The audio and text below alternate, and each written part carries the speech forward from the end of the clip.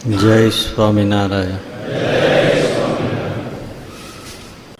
ચિંતા બે પ્રકારની છે. એક વાસ્તવિક ચિંતા અને બીજી કાલ્પનિક ચિંતા. વાસ્તવિક ચિંતા એટલે એનું કારણ, ચિંતાનું કારણ વાસ્તવિક હોય, ખરેખર હોય. જેમ કે કોઈનો એકનો એક દીકરો બીમાર છે, ડોક્ટરોએ ઓપરેશન કરવાનું સજેસ્ટ કર્યું છે, પણ 1.5 લાખનો ખર્ચ છે, ગરીબ પરિવાર છે, પૈસાની સગવડ નથી.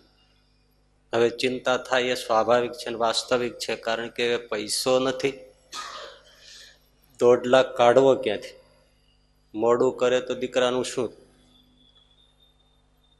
એને લીધે જે ચિંતા થાય એને શું કહેવાય? વાસ્તવિક ચિંતા છે. ચિંતા વાસ્તવિક હોવા છતાંય પરિણામ તો આગળ ગણાય વહી જ આવે. દુખી થઈ જાય.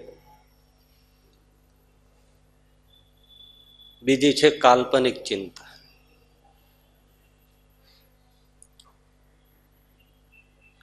એનું કારણ કલ્પનામાંથી ઊભું થયેલું હોય.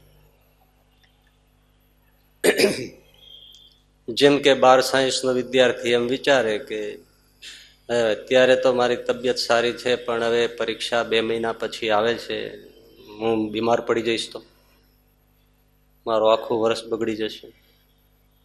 મારું ભાવિ શું? મારા ફ્રેન્ડ્સ બધા આગળ નીકળી જાય, હું એકલો થઈ જાઉં. ઘરમાં મમ્મી પપ્પા બધા ઘોડે ધકે.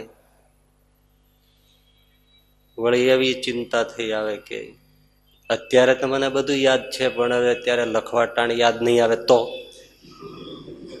ના. આ બધું હોય છે વાસ્તવિક. આવા કાલ્પનિક એને બહુ ચિંતા હોય છે. તો આપણે એ સ્ટુડન્ટ્સને મળો ત્યારે ખબર પડે.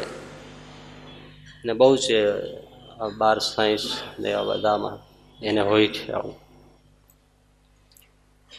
પણ હકીકતમાં હજી આવ્યું નથી, અને કંઈ આવે આવું થાય એવી કોઈ શક્યતા 100% નથી, પણ એને થઈ જાય છે. એને લીધે એ પછી સૂઈ શકતો નથી, જમી શકતો નથી, મન દઈને અભ્યાસ કરી શકતો નથી, તબિયત બગડી જાય છે. એ બધા દુઃખ ઊભા થાય છે. દુઃખ આવ્યું નથી, મનમાં ઊભું કર્યું છે. આને કહેવાય કાલ્પનિક ચિંતા.